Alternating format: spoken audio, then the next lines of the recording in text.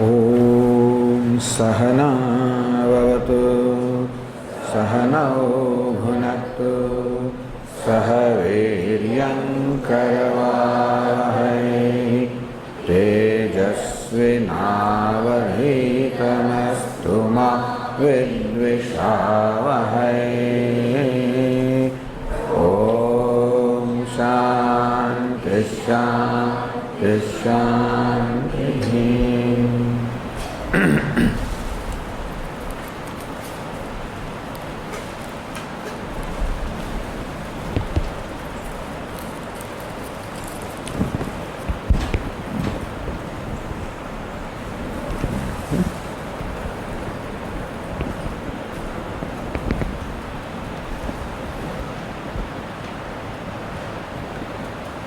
मां शुचः भगवद गीताना उपसंहारमा भगवान अर्जुन ने कहे છે કે અર્જુન માં શુચઃ શોક ન કરીશ। ગઈકાલે ચર્ચાનો પ્રારંભ કર્યો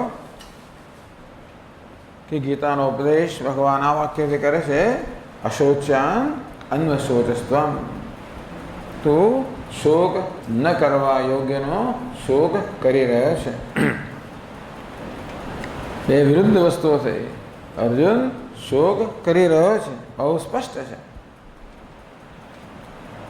જેમ સંજયે વર્ણન કર્યું તેમ શોકમગ્ન થઈને પોતાનું ધનુષ્ય બાણ હેઠા મૂકીને અર્જુન રથની વચ્ચે ફસડાઈ પડ્યો।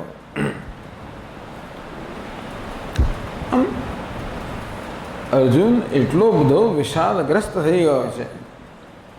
તમ તથા કૃપયા વિષ્ટમ, કૃપાએ વિષાદે અર્જુનના મનનો કબજો લઈ લીધો છે। અશુપૂર્ણા કુલૈક્ષણમ, આટલો મહાન યોદ્ધ પરંતુ એની આંખોમાં આંસુ આવી ગયા છે। અને છતાંય ભગવાન કહે છે કે શોક ન કરવા યોગ્યનો તો શોક કરી રહ્યો છે। જેને આપણે ગઈકાલે ચર્ચા કરી કે જગતમાં કશી વસ્તુ એવી નથી જે શોક કરવા યોગ્ય, અર્થાત જે આપણામાં શોક જન્માવી જ શકે। એવી કોઈ ઘટના નથી જે શોક માટે કારણભૂત હોય।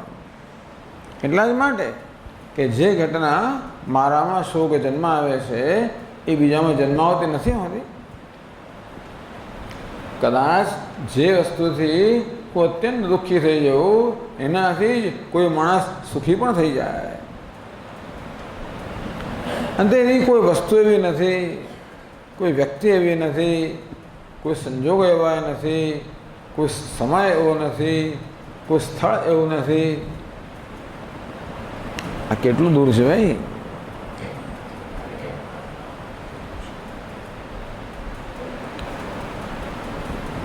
જેના વિશે આપણે કહી શકીએ કે મારા શોક માટે, વિષાદ માટે આ જવાબદાર છે।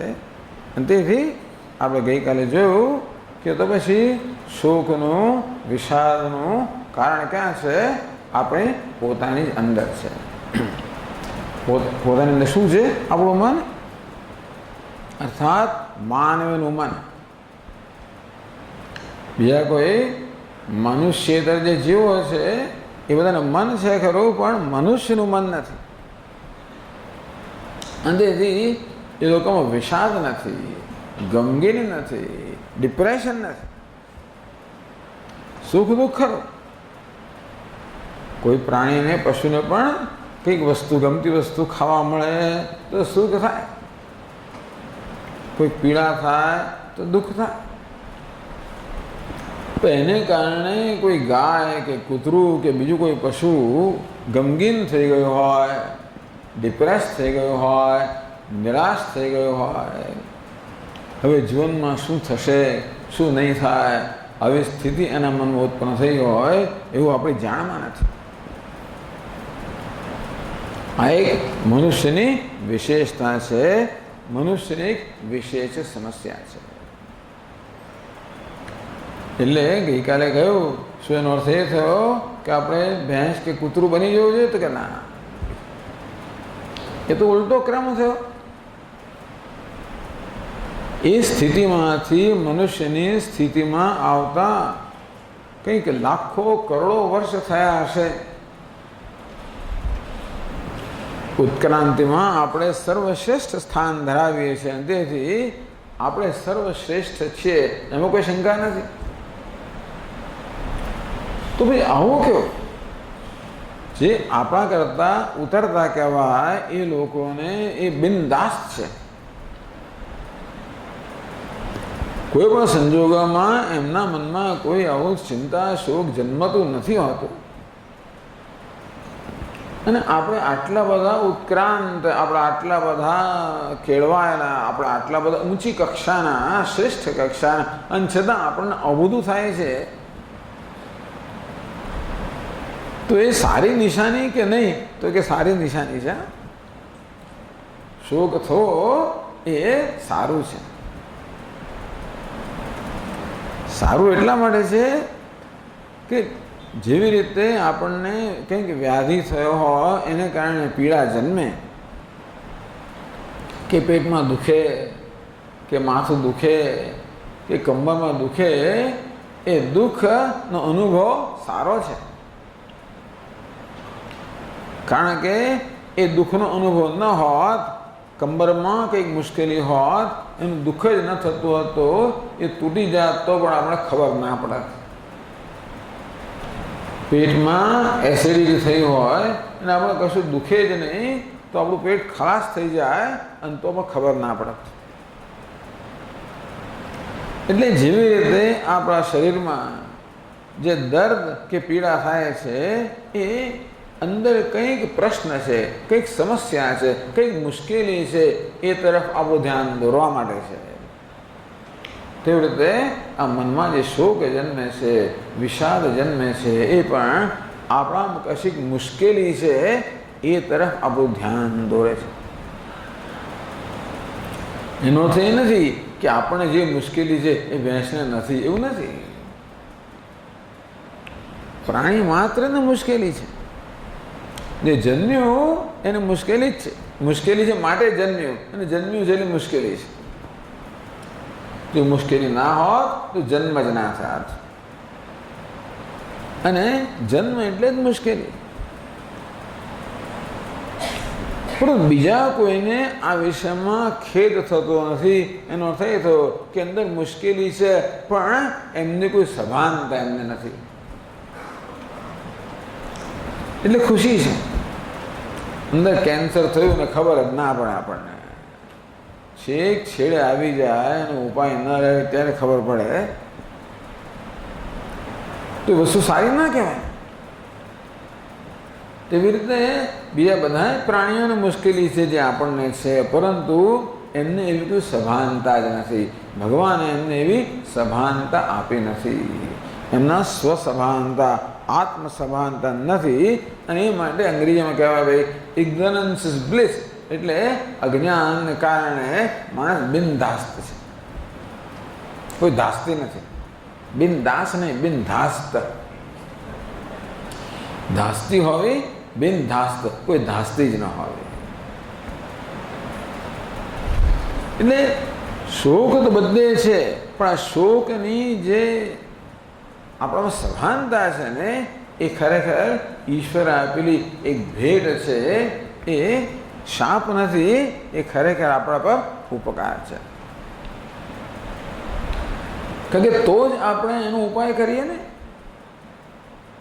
અને દુઃખ થતું હોય, પીડા થતી હોય, સંતાપ થતો હોય, ગમગીની થતી હોય, નિરાશા જન્મી હોય, નાસીપાસ થયા હોઈએ, ગમગીન થયા હોઈએ, તો એનો ઉકેલ શોધીએ ને. કંઈ એ વસ્તુ પણ ગમતી નથી. આમ શોક આપણને જરાય પસંદ નથી.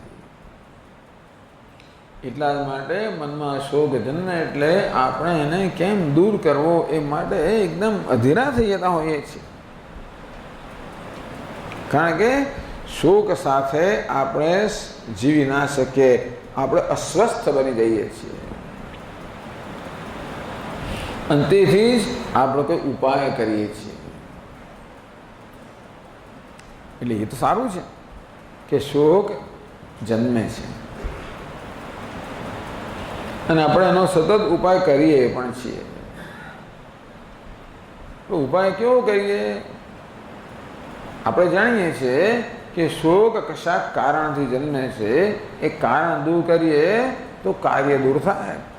અને તેથી જે પ્રકારની આપણી શોક વિશેની સમજ હોય એ પ્રકારે આપણે કાંઈ ને કંઈ કર્યા કરતા હોઈએ છીએ. ગઈકાલે આપણે ચર્ચા કરી કે મુખ્યત્વે આપણે માનીએ છીએ કે મારા શોક માટે, સંતાપ માટે બીજું કોઈ જવાબદાર છે. કોઈ વ્યક્તિને જવાબદાર ગણીએ, કોઈ ઘટનાને જવાબદાર ગણીએ, કોઈ સંજોગોને જવાબદાર ગણીએ. મારી નોકરી ચાલી ગઈ, ઘટના. મારો મિત્ર મારી સાથે બોલતો નથી, ઘટના.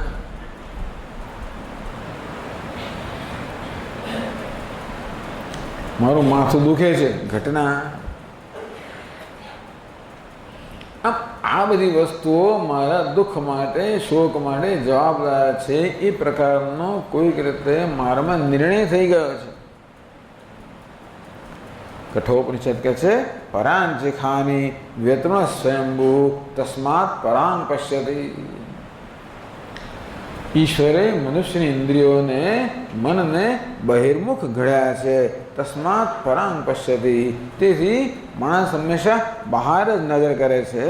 એટલે કે પોતાની સમસ્યાઓ માટે આ બહારનું જગત જવાબદાર છે. અને તેથી એ સમસ્યાનો ઉકેલ પણ એ રીતે લાવવા મથે છે. આ કોઈ વ્યક્તિને મારા શોક માટે જવાબદાર ગણો તો એ વ્યક્તિને બદલવાનો પ્રયત્ન કરો. કે પછી ન ફાવે તો હું અંતર ઉત્પન્ન કરું, છોડી દઉં. આમ સંજોગો આપણે બદલીએ છીએ, વ્યક્તિઓ બદલીએ છીએ, બધી વસ્તુ બદલ્યા જ કરીએ છીએ. ફર્નિચર બદલીએ, પડદા બદલીએ, કાર્પેટ બદલીએ, ઘર બદલીએ, નોકરી બદલીએ, સંસાર બદલીએ. માણસ બિચારો સતત સંઘર્ષ કરી રહ્યો છે. શામાંથી? શોકમાંથી મુક્ત થવા. બસ આપણા જીવનની એક જ પ્રવૃત્તિ છે, શોકમાંથી કેમ મુક્ત થવું. અને એની માટે આપણે સતત કંઈ ને કંઈ મથ્યા જ કરતા હોઈએ છીએ. શોક જતો રહ્યો એમ લાગે છે, પણ વળી પાછો આવી જાય છે.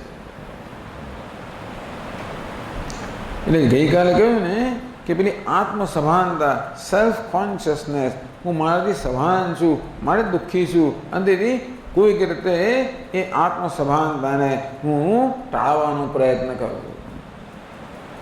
ગયું તે પ્રમાણે આપણે ગાઢ નિદ્રામાં હોઈએ ત્યારે કોઈ આત્મસભાનતા નથી. આપણે શોકથી મુક્ત હોઈએ છીએ.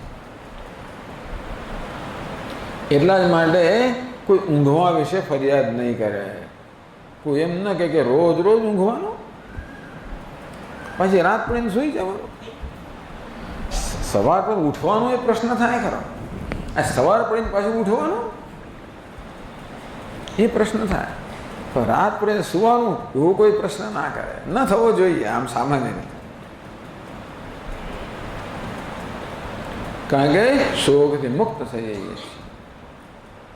એ તો રાત્રે પણ દિવસ દરમિયાન શું. અને તેથી દિવસ દરમિયાન પણ અનેક વસ્તુઓ આપણે કરીએ જેથી શોકથી એની શોકથી મુક્ત થવા તો એની સભાનતાથી મુક્ત થઈ શકાય વધારે વધારે. આમ શોકનું કારણ તો અકબંધ જ રહે છે. આપણે ગાઢ નિદ્રામાં હોઈએ ત્યારે આપણે શોકની સભાનતાથી મુક્ત થઈએ છીએ, શોકથી મુક્ત થતા નથી. એટલા જ માટે જેવા જાગ્યા કે તરત જ શોક વળી પાછો આપણા પર સવાર થઈ જાય છે. ખરું? પેલી માખીઓ ભેંસ પર બળમણતી હોય, ભેંસ ત્રાસી જાય, એનું માથું પાણીમાં બોળી દે એટલે માખીઓ ઉડી જાય, એટલે ભેંસને ક્ષણભર એક રાહત મળે. પણ જેવું એણે પાણીમાંથી ડોકું બહાર કાઢ્યું વળી પાછી માખીઓ જમા થઈ જાય. તેવી રીતે આપણે ઊંઘમાં હોઈએ તો ભેંસની જેમ આપણે માથું અંદર પાણીમાં બોળી દીધું અને તેથી એટલો સમય આપણે જાણે કે મુક્ત થયા, જેવા જાગ્યા કે વળી પાસે એ માખીઓ કે મચ્છરો બધા પાછા બળમાવા માંડે. એ દિવસ દરમિયાન ઘણો પ્રયત્ન કરીએ છીએ. એ પણ વાત કરીએ આપણે, પછી વોટ્સએપ હોય કે ઇન્ટરનેટ હોય કે ટેલિવિઝન હોય કે અનેક જાતની બધી પ્રવૃત્તિઓ હોય જેને અંગ્રેજીમાં કહેવાય એસ્કેપ ડિસ્ટ્રેક્શન. કેવી રીતે પોતાનાથી દૂર ભાગવું, કેવી રીતે પોતાની જાતનો સામનો કરવાથી દૂર ભાગવું. કે જ્યારે હું મારી જાતે એકલો હોઉં છું ને ત્યારે મારી જાતનો સામનો કરવો પડે છે અને હું ત્રાસી જાઉં છું. એટલે માણસ એકલું પડવા માગતું નથી. આપણે એકલા પડીએ તો એકલા ન પડીએ તરત પેલો મોબાઈલ ચાલુ કરી દઈએ, તરત ટેલિવિઝન ચાલુ કરી દઈએ, કશું ચાલુ કરી દઈએ. અંતેથી આપણે કોઈક ને કોઈક રીતે એકલતાને એટલે આપણી જાતને ટાળવાનો પ્રયત્ન કરીએ છીએ. ટૂંકમાં અત્યારે શોકમાંથી દુઃખમાંથી મુક્ત થવાનો મારો કયો ઉપાય છે? કેવી રીતે મારી જાતને ટાળવી, કોઈક રીતે પેલી સભાનતાને કેમ ટાળવી, ટૂંકમાં કેવી રીતે પાણીમાં મારું મોઢું ડુબાડી દેવું. પરંતુ એ કંઈ ઉપાય નથી. અને કમનસીબી એવી છે ને કે જે વસ્તુ અત્યારે મને શોકને ભૂલવાડી દે છે એ વસ્તુ ના ભૂલવાડે પાછી, પછી બીજું કંઈ કરવું પડે. આમ શોકને ભૂલવા માટેના પ્રયત્નો જુદા જુદા થયા કરે. એકનો એક પ્રયત્ન હંમેશા કામ નથી લાગતો. એ તો બહુ સારું થઈ જાય, પણ અત્યારે જે કામ લાગે છે, ચાલો વોટ્સએપ શોધું કાઢું, એમાં કંઈક પેલી જોક્સ વધી જવું, ટૂસકા જવું, એ કે દર વખતે કામ ના લાગે. હું ટીવી ઓન કરું અને કંઈક વળી શો જોઉં, દર વખતે કામ ના લાગે. એવી એકેય વસ્તુની જે હંમેશા કામ લાગે, નહીં તો આપણું કામ ચાલો તો આપણે ભલે શોક રહ્યો પણ આપણે એનાથી મુક્ત સભાનતાથી મુક્ત થઈ શકીએ એવું એકેય વસ્તુ જે હંમેશા કામ લાગે. એટલે નવી નવી વસ્તુની શોધમાં આપણે હોઈએ છીએ. એટલા જ માટે આ બધા જે ધંધો કરનારા છે ને એ લોકોને ધંધા માટે પૂરતું કારણ મળી રહે. એ જાણે છે કે આપણે જરૂરિયાત છે કે નવી નવી બધી વસ્તુ થવી જોઈએ, જેથી આપણે કેવી રીતે આપણી જાતને ટાળી શકીએ. દર 6 મહિને નવો મોબાઈલ આવે અને નવી ગાડીઓ આવે, નવું આવ્યા જ કરે. એ વેદાંત શાસ્ત્ર કહે છે કે નહીં ભાઈ, આ રીતે તું શોકથી મુક્ત નહીં. અર્જુન એવું જ કરવા માંગતો હતો. આ પરિસ્થિતિની સમક્ષ ઉપસ્થિત થઈ અને બિચારો શોકમાં મગ્ન થઈ ગયો, ગરકાવ થઈ ગયો. હવે એની પરિસ્થિતિ બહુ વિકટ હતી, એટલે ગંભલ ભલો માણસ શોકમાં આવી જાય એવી સ્થિતિ એની તો હતી. એટલે આપણે તો ખરેખર એના માટે સહાનુભૂતિ છે. જો કે ભગવાને તો અર્જુન પ્રત્યે પણ સહાનુભૂતિ દાખવી નથી. બહુ કડક છે અંદરથી. અર્જુન બિચારો કરગરે છે એમની સામે, ભગવાન મારે યુદ્ધ નથી કરવું. એટલે કે ભાઈ તમે મને રજા આપો, તમે સંમત થાઓ કે યુદ્ધ ન કરવું જોઈએ. એટલે યુદ્ધ ન કરવાના કેટલાય કારણો અર્જુન ધરે છે. ભગવાનની સહાનુભૂતિ પ્રાપ્ત કરવા કોઈ પ્રકારની સહાનુભૂતિ ભગવાન બતાવતા નથી. એ જાણે છે કે પકડાવે છે બરોબર, જો અત્યારે જવા દઈશ તો ક્યારે આ પ્રશ્ન ઉકેલશે નહીં. અંતેથી અર્જુનને જે કહેવું હોય એ કહેવા દે. અને જ્યારે અર્જુનને કશું કહેવા પડવું ન રહ્યું અને જોયું કે હવે કોઈ ઉપાય જ નથી, ત્યારે ભગવાનને શરણે થયા.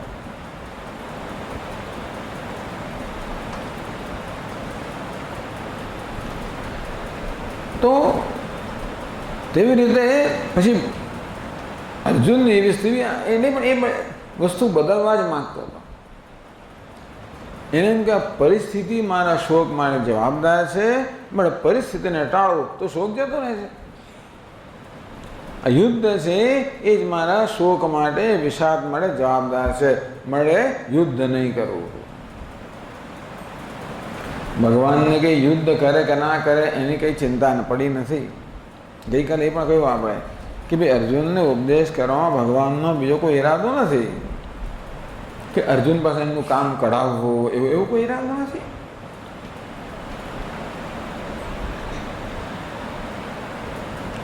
પરંતુ ભગવાન જાણે છે કે આ ફરીથી ટાળવાથી કે અર્જુન મને મુક્ત થવાનું નથી. ભગવાને કહ્યું પણ ખરું ગીતામાં છેલ્લે કે અર્જુન, અભિમાનને કારણે જો તું એમ માનતો હોય તો યુદ્ધ નહીં કરો. મને કોઈની સલાહની જરૂર નથી, હું જાણું છું શું કરવું. એમ માનીને તું યુદ્ધ નહીં કરે તો કશો વાંધો નહીં ભાઈ, પણ તારો સ્વભાવ તારી પાસે યુદ્ધ કરાવશે. અંદર પેલું જે પડ્યું છે ને જે એ તારી પાસે યુદ્ધ કરાવશે. કંઈ કરાવ્યા વગર નહીં છોડે તને. એટલે અંદરની મુશ્કેલી દૂર કરવાની જરૂર છે. યુદ્ધ કરે કે ના કરે, જે કરવું હોય તો કરે છે. ભગવાનનો ઈરાદો શું છે આમાં? અર્જુનની આંતરિક મુશ્કેલી દૂર થાય. યથેચ્છસી તથા કરું. ભગવાને સ્પષ્ટ કહ્યું કે ભાઈ તને જે યોગ્ય લાગે તે તું કર. કરવાની બાબતમાં તું નક્કી કર. પણ ક્યારે? મેં જે ઉપદેશ કર્યો છે એનું બરોબર સમાલોચન તો કરજે. વિમૃશ્ય તદશેષેણ. મેં જે ઉપદેશ કર્યો એને પહેલી છેલ્લે સુધી બરોબર એનો વિમર્શ કરજે ને પછી નિર્ણય પર આવજે. તું કોઈક આવેગાત્મક નિર્ણય ના લઈશ. આપણે કેવો વર્તન કરીએ? આવેગાત્મક વર્તન. આમ ગીતામાં 3 પ્રકારના વર્તનની વાત છે. એક જેને કહેવાય સહજ, સ્પોન્ટેનિયસ, સહજ. એવું કોણ છે? સ્થિત પ્રજ્ઞા, ગુણાતીત. ભગવાન જેને કહે છે એ જ્ઞાની મહાપુરુષ, એનું વર્તન કેવું છે? સહજ છે.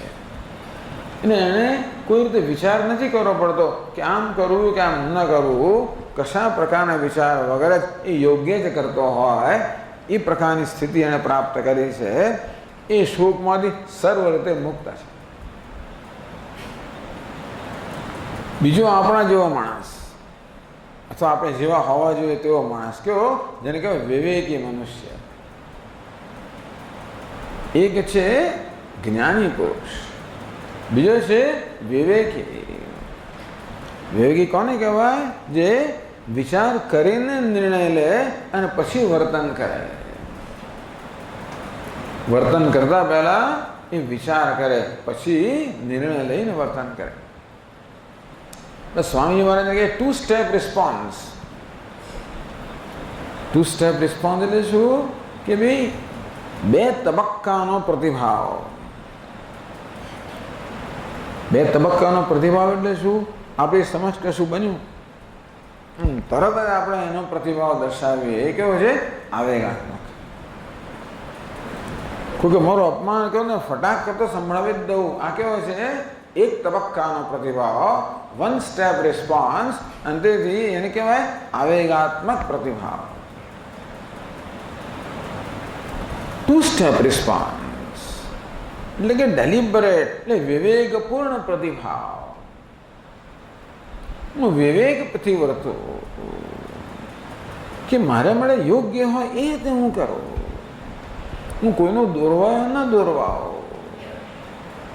હું કોઈ રીતે મારા લાગણીને તાબે ન થવું, પણ હું વિવેકપૂર્વક વર્તું. ચલો આ વ્યક્તિએ તો આ પ્રકારનું વર્તન કર્યું કે ચાલો જે સારું હોય કે જે હોય તે ખરું, પરંતુ એ વ્યક્તિ સમક્ષ કે વ્યક્તિ પ્રત્યે મારે પણ એ પ્રકારનું વર્તન કરવું શું મારા માટે યોગ્ય ખરું? એ વ્યક્તિએ મારા પ્રત્યે ગુસ્સો દાખવ્યો, હવે મારા પર ગુસ્સો દાખવવો એ મારા માટે યોગ્ય છે? વિચાર એને વિવેકી કહેવાય, ડેલિબરેટ પર્સન. તો વિવેક મને શું કે ના ભાઈ ગુસ્સો કરવો મારા માટે યોગ્ય નથી. કારણ કે આપણા સ્વામીજી મહારાજ કે આપણે ગુસ્સો કરતા નથી, ગુસ્સો થઈ જાય છે. આપણે ગુસ્સો ના કરી એમને એ કહીએ ભલે, પણ આપણે ગુસ્સો કરતા નથી, ગુસ્સો થઈ જાય છે. ક્રોધ કરતા નથી, ક્રોધ થઈ જાય છે. એટલે કે ક્રોધ મારો, જો હું સાવધાન ન હોઉં તો તો ક્રોધ તરત આવે ને મારો કબજો લઈ લે, મારું ગળું પકડાય અને મારી પાસે એને જેવું વર્તન કરાવડાવે. એટલે જ્યારે હું ક્રોધ, આ તો દ્રષ્ટાંત છે કે હું જ્યારે ક્રોધપૂર્વક વર્તું ત્યારે હું સ્વતંત્ર નથી, પરતંત્ર છું. અને જ્યારે પરતંત્ર નથી વર્તું ત્યારે પછી હું શું કરીશ એનો કાબુ મારો ના હોય, અને તેથી એ વર્તન યોગ્ય પણ હોય અને અયોગ્ય પણ હોય. અને મોટે ભાગે જ્યારે આવેગથી પ્રેરાઈને વર્તતો હોઉં ત્યારે મારું વર્તન અયોગ્ય હોવાની સંભાવના વધારે છે. અયોગ્યનો થયો કે એ છેવટે બીજા માટે અને મારા માટે દુઃખ જન્માવશે. મારો પ્રશ્ન એ છે હવે કે મારે એવું વર્તન કરવું જોઈએ જે મારા માટે દુઃખ જન્માવે? એવું વર્તન કરવું યોગ્ય છે? તારે કે ના, એવું વર્તન યોગ્ય નથી. એનો અર્થ એ થયો કે મારે મારી જાત પર કાબુ રાખવો જોઈએ, મારે આવેગને વશ ન થવું જોઈએ. સ્વામીજીનું વર્તન જો એ શું જો કેવું કરે છે, બરાબર છે, એ કરે છે. તો સ્વામી આવું કરતો આવું થઈ જ જાય ને, આપણે ગુસ્સો થાય જ ને. એવો નિયમ નથી કે ગુસ્સો થાય. જો આપણે ગુસ્સાને ન આવવા દઈએ, ગુસ્સાને આપણી જાતના પર કાબુ ન લેવા દેવા દઈએ, ટૂંકમાં ગુસ્સો આપણો માલિક બની જાય એવું ન કરવા દઈએ તો ન થાય. 2 સ્ટેપ રિસ્પોન્સ, આ 2 તબક્કાનો પ્રતિભાવ ખાલી દ્રષ્ટાંત છે. તો સ્વામી તો શું કરવાનું? એ આવું વર્તન કરે તો ભાઈ આપણો ગુસ્સો આવે કે ના આવે? તો આપણા સ્વામીજી કે જો ભાઈ વ્યક્તિના વર્તન પ્રત્યે નહીં પરંતુ વ્યક્તિ પ્રત્યે દ્રષ્ટિ રાખો, વ્યક્તિને ધ્યાનમાં લો, એના વર્તનને નહીં. એનું વર્તન તો ગુસ્સો જન્માવે એવું છે એની ના નહીં,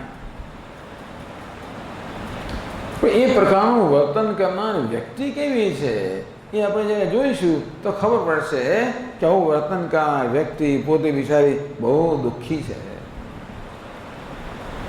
અંદરથી પીડિત છે,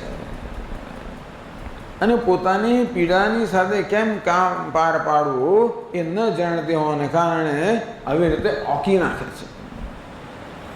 માણસ ઓકી નાખે તો એ બિચારો એમાં એનો વાંક છે ખરો? તમે મને કહો, અંદર પેટમાં ગડબડ થતી હોય, બહાર નીકળી જાય, એમાં આપણો કાબુ નથી, જાતે આવી જાય છે ને. એટલે અંદર કંઈક થઈ રહ્યું છે અને એ ગુસ્સાના રૂપે બહાર આવે તો એમાં એનું કોઈ કાબુ નથી. બિચારો અસહાય છે, દુઃખી છે. આ દ્રષ્ટિ, એક દ્રષ્ટિ કેવી છે? આ સજાને પાત્ર છે, એને સજા કરવી જોઈએ. હું બોલ્યો માટે એમ સંભળાવવું જોઈએ, આમ કર્યું માટે સજા કરવી જોઈએ. આ એક દ્રષ્ટિ છે. પણ એવું કરવાની પાછળ જે વ્યક્તિ રહેલી છે એ બિચારી બાપડી અસહાય છે, દુઃખી છે, અને તેથી એ સજાને પાત્ર નથી, એ સહાનુભૂતિને પાત્ર છે. એ પ્રકારે જો મારી દ્રષ્ટિ હોય તો પછી પેલો આવેગ મારો કબજો નહીં લઈ લે, તો પછી મારામાં જે સહૃદયતા છે, જે સજ્જનતા છે, જે સહાનુભૂતિ છે એ મારા હૃદયનો કબજો લે છે. તો મારું વર્તન કેવું છે? સહાનુભૂતિપૂર્વકનું વર્તન હશે.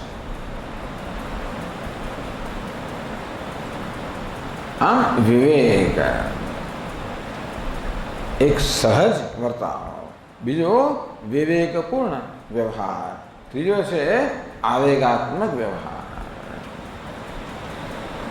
આ પ્રત્યેક આવેગ કોઈને કોઈ પ્રકારના શોકની જ નિશાની છે.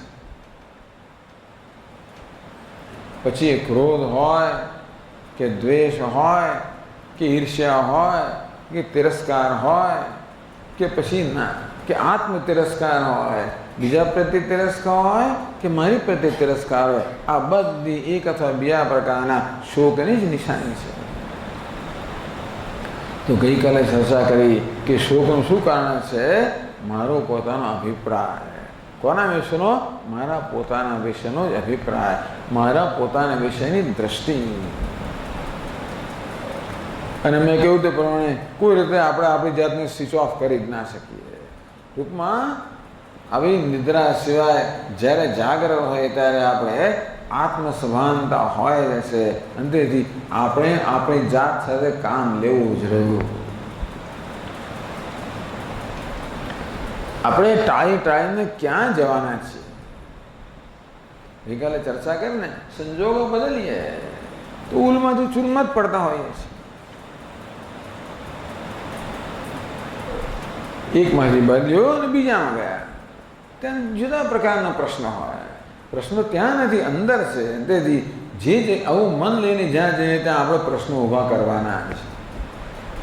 દુનિયા ઊભી કરે છે પ્રશ્ન કે આપણે ઊભા કરીએ છીએ એ કહેવું જરા મુશ્કેલ છે.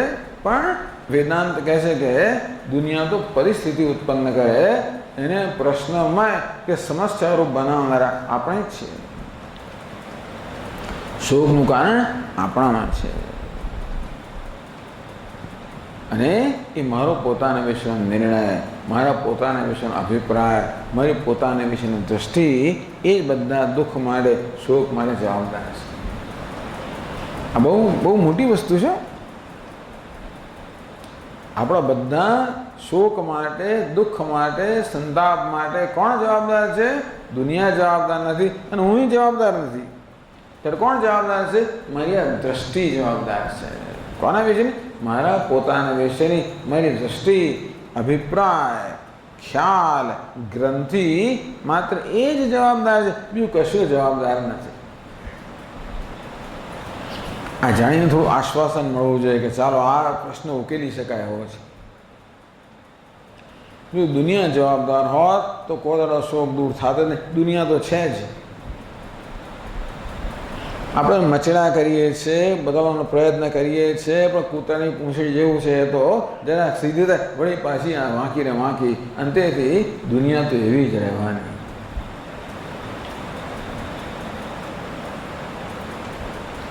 એટલે વેદાંત શાસ્ત્ર કહે કે ભાઈ દુનિયાને બદલવાની આ ટૂંકમાં આ પ્રકારની જે પ્રવૃત્તિ છે જે ક્યારેય સફળ ન થાય એ બધી પ્રવૃત્તિ પર સંઘર્ષ છોડીને જે ખરેખર બદલવાનું છે તો બદલ. અંતે છે તારી જાતને, તારી દ્રષ્ટિને બદલ. બસ આટલું જ કરવાનું. દ્રષ્ટિ જ બદલવાની. શું દ્રષ્ટિ છે? હું બ્રહ્મ છું. એ સરળ દ્રષ્ટિ છે. લો સ્વામી બદલી નાખી, બસ ચાલો પતી ગયો. પહેલાં એટલે આ પણ બે સ્તરની વસ્તુ છે, બે તબક્કાની વસ્તુ છે. પહેલાં તો એક આ સમજની વસ્તુ છે કે હું મારી જાતને જો માનું છું તેવો હું નથી. આમ ભગવાનની ને અર્જુનની બે જણની દ્રષ્ટિ છે ને, પરિસ્થિતિ એક જ છે. અર્જુન કેવો છે? શોકમગ્ન છે. ભગવાન શું કહે છે? શોકનું કોઈ કારણ જ નથી. તમે એમ માનો છો કે અર્જુન ભીષ્મ વિશે શોક કરી રહ્યો છે? એ બોલતો હશે કથમ ભીષ્મ સંખ્યે દ્રોણમ છે મધુસૂદન. હે મધુસૂદન, હે હરિસૂદન, ભીષ્મ અને દ્રોણ સાથે યુદ્ધ કેમ કરી શકો? યુદ્ધ પ્રત્યે બાણની વર્ષા કેમ કરી શકો? એ તો પુષ્પ વર્ષ, પુષ્પ વૃષ્ટિને યોગ્ય છે. સ્વજનમ કથમ હત્વા સુખીને શ્યામ માધવ. હે માધવ, આ સ્વજનની હત્યા કરીને અમે સુખી કેમ થઈ શકીએ? અર્જુનની એવી દ્રષ્ટિ છે કે આ બધા સંજોગો જવાબદાર છે, ભગવાનની દ્રષ્ટિ નથી.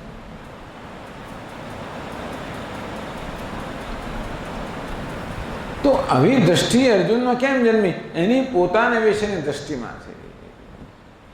દુનિયા વિશેના આપણે નિર્ણયો હોય છે એ ક્યાંથી જન્મે છે? પોતાના વિશેના નિર્ણયોમાંથી દુનિયા વિશેના નિર્ણયો જન્મતા હોય છે. આ મારા વિશેનો મારો બહુ સ્પષ્ટ નિર્ણય છે. શું નિર્ણય છે? કે હું અધૂરો છું, ઊણો છું, અપર્યાપ્ત છું, ઇનએડિક્વેટ છું. હું બરોબર નથી. અત્યારે જેવો છું તેવો હું બરોબર નથી. અંતેથી હું કંઈક બદલાઈ જાઉં, હું છું એને કદાચ ધનવાન બનું તો બરોબર થઈ જાય. શું એને કરતાં વધારે પ્રતિષ્ઠિત બનો તો બરોબર થઈ જઈશ, શું એને કરતાં વધારે કીર્તિમાન બનો બરોબર થઈ જઈશ, આ પૃથ્વીને છોડ સ્વર્ગમાં જો બરોબર થઈ જઈશ. એવું કેટલાય લોકો માને છે. હિન્દુસ્તાનમાં આપણે બધા માનતા હતા, હવે આપણે એ કાળમાંથી જતા રહ્યા છે. વૈદિક કાળમાં લોકો માનતા હતા કે સ્વર્ગમાં જઈશું તો બધા દુઃખથી મુક્ત થઈ જઈશું. આપણે તો આગળ વધી ગયા, પણ દુનિયાના કેટલાય લોકો હજી એમ માને છે કે સ્વર્ગમાં જઈશું તો મુક્ત થઈ જઈશું. ભારતમાંથી 4 યુવાન છોકરાઓ સિરિયા ગયા છે. શું કહ્યું? યુદ્ધ કરવા માટે. કદાચ તમને ખબર છે સિરિયામાં એટલે બધા મિડલ ઇસ્ટમાં કેવા બધા યુદ્ધો ચાલી રહ્યા છે,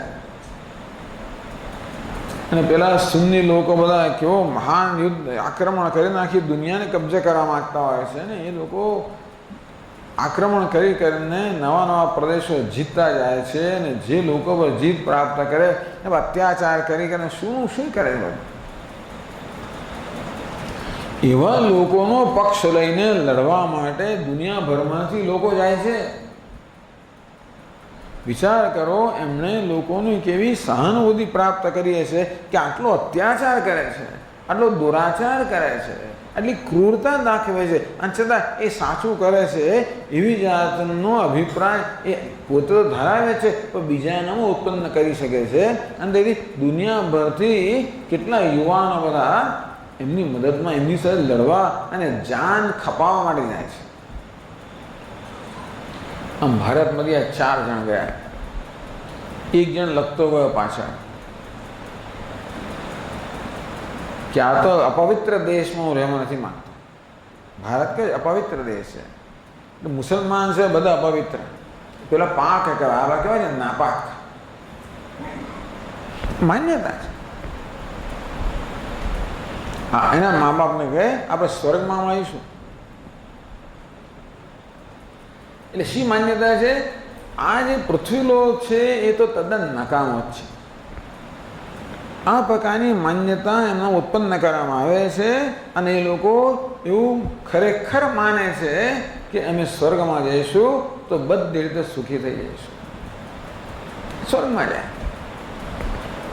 નથી ગયો ત્યાં સુધી સ્વર્ગ નામની વસ્તુ હશે એમ માની લઈએ આપણે. પણ આપણું ઉપનિષદ તો કહે છે કે અહીં જ કાગડા બધે કાળા હોય છે. તો ગઈકાલે વાત કરી ને સ્વર્ગની વાત કરી, અહીં જેવું હોય છે એ બધા નિયમો ત્યાં લાગુ પડે જ છે. કંઈ ક્યાં જઈને કોઈ માણસ સુખી થઈ જાય એવું કશું બનવાનું નથી. ત્યાં લોકો હવાના જ ને, પાછા બીજા લોકો તો હવાના જ ને.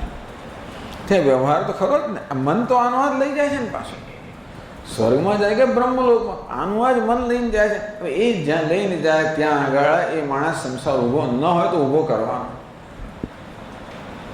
ત્યાં લોકો તો હવાના જ ને, ત્યાં વાતોચીતો થવાની જ ને.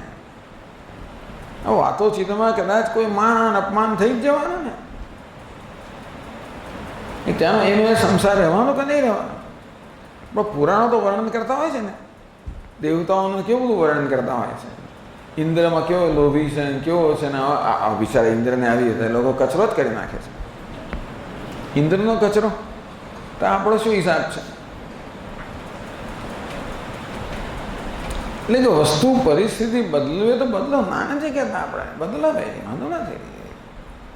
થોડી રાહત મળતી હોય તો કરો, ભૂખ લાગી હોય તો ખાઓ, તરસ લાગી હોય તો પાણી પીઓ, ઠંડી લાગતી હોય તો બ્લેન્કેટ લગાવો, ગરમી લાગે તો પંખો ચલાવો, અને બહુ માથાકૂટ જતા રહો કે કાઢી મૂકો કે જે કરવું હોય જે ચાલ એનેથી રાહત મળશે. તો એમ ના મારો કે એને કારણે પેલું અંદરની વસ્તુ જતી રહેશે, એ તો એવી નહીં અકબંધ જ રહે છે.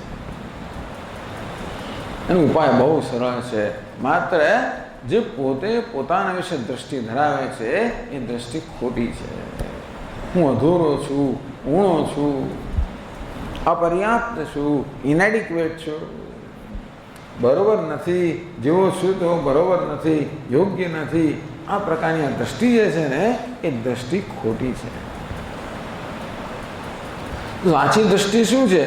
વેદાંત શાસ્ત્ર બસ આ એક જ વસ્તુ સમજાવે છે, તત્વમસી. અરે તું તો બ્રહ્મ છે, તું પૂર્ણ છે, તું પરમાત્મા છે. એ વિચાર કરો કે ધારો કે આવી દ્રષ્ટિ અમે પ્રાપ્ત થઈ ગઈ, વિચાર કરો. ચાલો વિચાર તો કરવામાં ખોટું નથી. ઉપનિષદ કે પૂર્ણમદ પૂર્ણમિદમ પૂર્ણાત પૂર્ણમુદચ્યતે પૂર્ણસ્ય પૂર્ણમાદાય પૂર્ણમેવાવશિષ્યતે. હું પણ પૂર્ણ છું,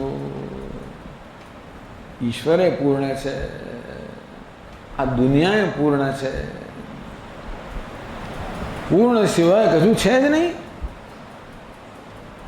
તો દુનિયા શું છે ભાઈ? જે પૂર્ણ છે એની જે અભિવ્યક્તિ છે. જે પૂર્ણ છે એને પૂર્ણ કહો, પરમાત્મા કહો, એ જ આ દુનિયા રૂપે આપણી સમક્ષ પ્રગટ થયો છે અને ક્રીડા કરી રહ્યો છે, લીલા કરી રહ્યો છે. નાટકને સાચું માનવું એ નાટકનો પ્રશ્ન નથી, એ સમસ્યા આપણી છે. આ બહુ મોટી વાત છે, છતાં પણ છેવટનો ઉકેલ આવો છે. થોડો દૂર છે પણ છેવટનો ઉકેલ આવો છે. જે છે એ પૂર્ણ છે. સર્વમ ખલ્વિદમ બ્રહ્મ. જે કાંઈ છે એ બ્રહ્મ છે. અમારા સ્વામી ભાષામાં કહીએ કે વોટ ઇઝ ઈશ્વર. જે છે એ ઈશ્વર જ છે, પૂર્ણ જે છે. એવી કલ્પના કરો કે આવી દ્રષ્ટિ આપણને હોય, મળી જાય. એટલે માણસ તો દેખાય, એને એવું નથી કે સ્વામી પછી એને કશું દેખાય નહીં. પૂર્ણ દેખાય એટલે શું દેખાતું હશે એને? આ બધું ઓગળી જાય, બધું ભેગું થઈ શું થતું હશે? તો બિચારો વ્યવહાર કેવી રીતે કરે? ઓગળી જ જતું હોય તો આ બાઘા મારે, ફાંફા મારે શું કરે? એવું નથી. આ દ્રષ્ટિ ક્યાં છે? અપૂર્ણતા એ કોઈ વસ્તુનું નામ નથી, દ્રષ્ટિનું નામ છે. તેમ પૂર્ણતા આપણો કોઈ વસ્તુનું નામ નથી, દ્રષ્ટિનું નામ છે. એટલે આ વસ્તુ આમ છે માટે અપૂર્ણ છે એવું નથી નિર્ણય નથી. આ જે છે એ અપૂર્ણ છે, એ મારી દ્રષ્ટિ છે, સમજી. આ વસ્તુ અપૂર્ણ છે એ મારી દ્રષ્ટિ છે. પણ અપૂર્ણ છે ને સ્વામીજી, એમાં શું પૂર્ણ છે? કોણે કહ્યું? એમાં અપૂર્ણ શું છે? આ કેળું પૂર્ણ છે સ્વામીજી? હા પૂર્ણ છે, કશું ખૂટતું નથી એમાં. કેળામાં જે હોવું જોઈએ બધું એમાં છે. અને દુનિયા સાથે સંવાદિતામાં છે. એ જે સંવાદિતા કહો એ જ આ વસ્તુ રૂપે પ્રગટ થઈ છે. એટલે આંખથી શું દેખાય? આપણને પદાર્થ દેખાય. બુદ્ધિમાં શું દેખાય? પૂર્ણતાની અભિવ્યક્તિ દેખાય. દ્રષ્ટિનો સવાલ છે ને. આપણો વાદળ દેખાય. ગોપીઓને શું દેખાય? જે કંઈ કાળું હોય બધું એમાં કૃષ્ણ જ દેખાય. આપણા વાદળ દેખાય, એમને શું દેખાય? આપણે તમામ વૃક્ષ દેખાય, એને તો કૃષ્ણ જ દેખાય.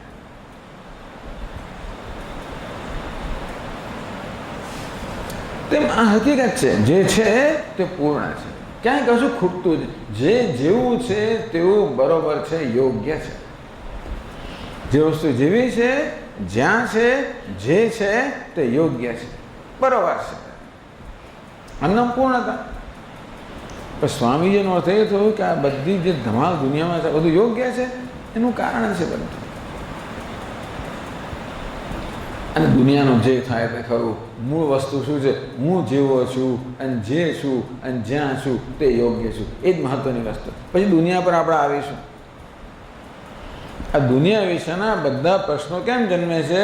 કારણ કે આપણા વિશેના પ્રશ્નો ઉકેલ્યા નથી, એટલા જ માટે લોકો આ જ પ્રશ્ન કરવાના. જેવું કહે ને બધું ઈશ્વર છે, તરત આમ પ્રશ્ન કરે અમે ઈશ્વરમાં ઈશ્વર છે. એટલે પેલા તું ઈશ્વર જે વાત કર, પછી આગળ વધી આપણે. હું ઈશ્વર છું એ જ મને થશે ને તો ચોરની સાથે મને કંઈ મુશ્કેલ નહીં પડે. તો પહેલાં જ્યાં સુધી મને મારી સાથે મુશ્કેલ છે ત્યારે બધી વસ્તુ મુશ્કેલ બની જાય છે. એટલે આપણે એ પ્રશ્નો પછી ઉકેલીશું કે દુનિયા આવી બરોબર છે કે નહીં, વગેરે વગેરે પ્રશ્નો પછી ઉકેલીશું. કારણ કે આ મૂળભૂત પ્રશ્નો ઉકેલ્યા વગર આપણે એમ જ્યાં કહેવા માંડે દુનિયા બરોબર છે તો બહુ ડેન્જરસ વસ્તુ છે. એટલે પહેલાં આપણે ક્યાં પરિવર્તન લાવવાનું છે? આપણા વિશેની દ્રષ્ટિમાં પરિવર્તન લાવવાનું છે કે હું મારી જાતને જે માનું છું તે નથી. હું કોણ છું? પૂર્ણ છું અને એ જ્યારે જોઉં ત્યારે બધું જ પૂર્ણ છે. કલ્પના કરો કે જેની આ પ્રકારની દ્રષ્ટિ છે એને કોઈ જાતનો શોક કે મોહ હોઈ શકે? આત્માનં ચેદ વિજાનયાત અયમસ્તિ પુરુષ કિમિચ્છન કસ્ય કામાય શરીર મનુસંજ્વરેત. ઉપનિષદ કહે છે કે ભાઈ જેને આત્માનું જ્ઞાન થઈ ગયું કે હું પૂર્ણ છું, બ્રહ્મ છું, એને સાથે સાથે જ્ઞાન થાય કે સર્વ પૂર્ણ છે. એવું ના માનું હું પૂર્ણ છું ને બાકી બધા અપૂર્ણ છે, એવું આ જ્ઞાન નથી. સ્વામી તમે કહો કે હું બ્રહ્મ છું કહે કરીએ તો મારે અભિમાન ના થઈ જાય કે હું બ્રહ્મ છું? અભિમાન થાય તો સમજવું કે જે બ્રહ્મ છું એ બ્રહ્મ શબ્દનો અર્થ સમજ્યો નથી. તો બ્રહ્મ છું એ સાચું જ્ઞાન હોય તો બધા બ્રહ્મ છે એવું પણ જ્ઞાન થઈ જાય. તો વિચાર કરો કે આપણે એક મોટો આવો ખંડ હોય, વચ્ચે ઊભા હોઈએ અને ચારે બાજુએ જાત જાતના અરીસાઓ બધા જડેલા હોય અને હું વચ્ચે ઊભો હોઉં, મને શું દેખાય? ધારો કે 5000 અરીસા અહીંયા હોલની અંદર છે, હું વચ્ચે ઊભો શું થાય? 5000 સ્વામી દેખાય કે ના દેખાય? હવે એક અરીસો બહિર્ગોળ હોય, બીજો અંતરગોળ હોય, એકમાં સ્વામી આવો દેખાય, બીજામાં તાળ જેવો દેખાય, જાત જાતના દેખાય, વિચિત્ર વિચિત્ર દેખાય. દરેક અરીસો છે એ વિચિત્ર વિચિત્ર સ્વામી દેખાડા આપણને. આવો સ્વામી હોય એવો પ્રશ્ન થાય છે આપણને. હું જ્યારે જાણું છું કે હું કોણ છું ત્યારે પેલાને ઓળખવામાં કોઈ મુશ્કેલી પડે છે? પછી ભલે ગમે તે રીતે આવે તો હું જાણું કે આ સ્વામી જ છે. એના પહેલાં આકારની બાત બાકી થઈને તરત જ્ઞાન જન્મે સ્વામી તેવી રીતે હું પૂર્ણ છું, મને જ્ઞાન થાય પછી બધું એ આપણને ખબર પડી જ જાય કે આ બધું બરોબર પૂર્ણ જ છે. એવું જ્ઞાન થાય તો વિચાર કરો કેમ ઇચ્છન કસ્ય કામાય શરીરમ અનુસંજ્વરે. અને તો કોઈ જ્વર કેમ રહે, કોઈ સંતાપ રહે જ કેવી રીતે? આપણા સંતાપો કેવી રીતે પ્રગટ થાય છે? અનેક પ્રકારની ઈચ્છાઓના રૂપમાં પ્રગટ થાય છે. મને આ જોઈએ, પેલું જોઈએ, ફલાણું જોઈએ. આ શું છે? અંદરનો જ સંતાપ બતાવે છે. આ બહુ સરસ છે મારે જોઈએ, આ નકામું છે મારે ના જોઈએ. આ પ્રકાર આ બધું શું બતાવે છે? આ બધો અંદરનો શોક બતાવે છે. તો શોક જતો તો શું થાય? આ પ્રકારની બધી ઝંઝટ કે બધી છટપટ જતી રહે. મને આ જોઈએ, પેલું ના જોઈએ, આ બધી વસ્તુ જતી રહે. કેમ ઈચ્છન કશે કામ આવે? શું ઈચ્છા? ઈચ્છાનો કયો વિષય રહે? કોઈ વિષય રહે જ નહીં. કશે કામ આવે? કોઈ કામના કરનાર પણ ના રહે. શું થાય સ્વામી? જતું ને આપણે જતા આના હું તો એવો ને એવો જ રહું, માત્ર કામના કરનાર કે એવી મારી દ્રષ્ટિ બદલાઈ જાય. આ વેદાંત શાસ્ત્ર આપણને શોકનો આવો એક વેલ આપે છે કે આપણી દ્રષ્ટિમાં સદંતર પરિવર્તન. એના માટે વેદાંતનો ઉપદેશ છે. અત્યારે આપણે આટલે જ અટકશું, પછી જોઈશું કે કેવી રીતે હું પૂર્ણ હોઉં. હું તો કે પૂર્ણ હોઉં સ્વામી, હું અને પૂર્ણ હોઈ શકે જ નહીં ને. એ કેમ આપણે જોઈશું? તો ધારો કે આપણે સમજ પડી કે વાત સ્વામી બરોબર છે, હું આનંદ સ્વરૂપ છું. અમારા સ્વામી જન્મી શકે કે આપણે સુખ સ્વરૂપ છીએ. આપણે જે દુઃખી માનીએ ત્યારે ખરેખર આપણે સુખ સ્વરૂપ છીએ. એ પેલા દુઃખના વાદળની આડે પેલું સુખ એવું અંદર ઢંકાઈ ગયું છે ને કે દેખાતું જ નથી. ક્યારેક દુઃખનું વળ હટી જાય ત્યારે સુખ પ્રગટ થઈ જાય ત્યારે આપણને આપણી ઝાંખી થાય છે. મોટે ભાગે આપણે દુઃખી ને ગમગીન હોઈએ છીએ. ક્યારેક ગમગીનનું વાદળ હટી જાય અને આપણે એકદમ ખુશ થઈ જઈએ અને ત્યારે પહેલાં એ સુખનો કે આપણી જાતની ઝાંખી થાય છે. એમાં એની માટે અમારા સ્વામી બહુ સરસ દ્રષ્ટાંત આપે, એનો સરળ ઉપાય કે ભલો માણસ ગમે તેવો ગમગીન હોય ને, કેટલાય લોકોને કશું તમે ગમે તે કરો એનો મૂળ બદલાય જ નહીં, કેટલાય પ્રયત્ન કરો. એવો માણસ પણ ક્યારેક હસી પડે કે સ્લેપસ્ટિક જોક, એક એવી જોક એટલે ટૂચકો મૂકો અને ગોલો માણસ હસી પડે. હવે હું જ્યારે હું કહું ત્યારે પછી મારા મનમાં એક પ્રશ્ન કે હવે એક જોક કહી આવે, હવે કઈ જોક ક્યાંથી લાવી, ક્યાંથી પાછી? લોકો મને બહુ બધી જોક્સ આપણે ભૂલી જવાય છે. હવે તમે જોક્સ જોવી હોય તો વોટ્સએપ, આજે મેં જોયું આ ખાસ આ ક્લાસ માટે વોટ્સએપ બહુ લાઈન બંધ જોક્સ બધી નીકળી ગઈ. કોની બધી દારૂડિયાની જોક્સ નીકળી. દારૂડિયો મરવા પડ્યો. દારૂડિયો કહે કે ભાઈ દારૂ તો બરોબર જ છે, આમાંનું લીવર જ ખરાબ નીકળ્યું. એક દારૂડિયો છત્તો પડેલો હતો અને ગીતો ગાતો હતો. 2-3 ગીત ગાયા પછી ઊંધો થઈ ગયો અને ગીત ગાવા મળે પાછો. તો બીજાએ પૂછ્યું, ઊંધો કેમ થઈ ગયો? કહે છે કે પહેલા સાઈડ એ હતી, હવે સાઈડ બી છે.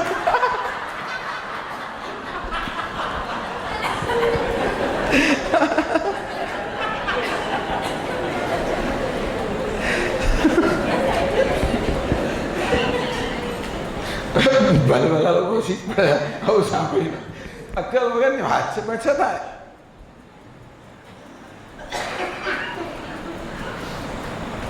અને ત્યારે શું થાય ખબર, એક ક્ષણ પર આપણે પેલી સેલ્ફ કોન્શિયસનેસ જતી રહે છે.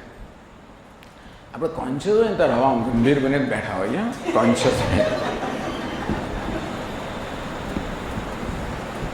પણ કોઈ ક્ષણ એવી આવે જ્યારે પેલી શું જતું રહે છે, સેલ્ફ કોન્શિયસનેસ. હું અધૂરો છું, ઊણો છું, દુઃખી છું, નકામો છું, બિચારો બાપડે છું, અસહાય છું, દીન છું, હીન છું. આ પ્રકારની મારી દ્રષ્ટિ જે છે ને એ ક્ષણભર જતી રહે અને ત્યારે એ વાદળ હટી જાય અને હું હસી પડું ને ત્યારે ખરેખર એ શું બતાવે છે, એક ક્ષણભરની મુક્તિ. શાની મુક્તિ? પેલી સેલ્ફ કોન્શિયસનેસમાંથી જ મુક્તિ. એટલે આજે આપણને એક ક્ષણભર જે સુખ જન્મે છે એના માટે એવું નથી કે ભાઈ રસગુલ્લા ખાધા હોય, કોઈ ટીવી શો જોવે, એ કશું કારણ નથી, એમ જ નીકળી પડે ને. એ શું બતાવે છે કે ખરેખર એ આપણી અંદર રહેલું જે છે એ જ આપણું વાસ્તવિક સ્વરૂપ છે. અને માત્ર આ દુઃખના વિષાદના વાદળો છે એ આપણને એનો અનુભવ કરવા દેતું નથી. એટલે આવા દ્રષ્ટાંત આપીને સમજાવે કે જે ભાઈ દુઃખ તારું સ્વરૂપ નથી, સુખ તારું સ્વરૂપ છે.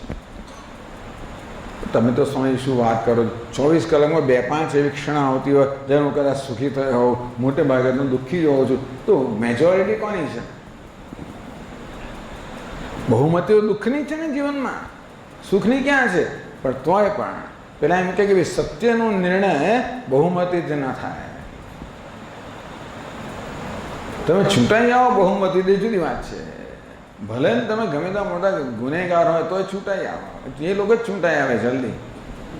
હિન્દુસ્તાનમાં કેટલા ગુનેગાર લોકો ક્યાં ને ક્યાંય જઈને બેઠેલા છે અને કોઈને કદી શરમ સંકોચ છે જ નહીં.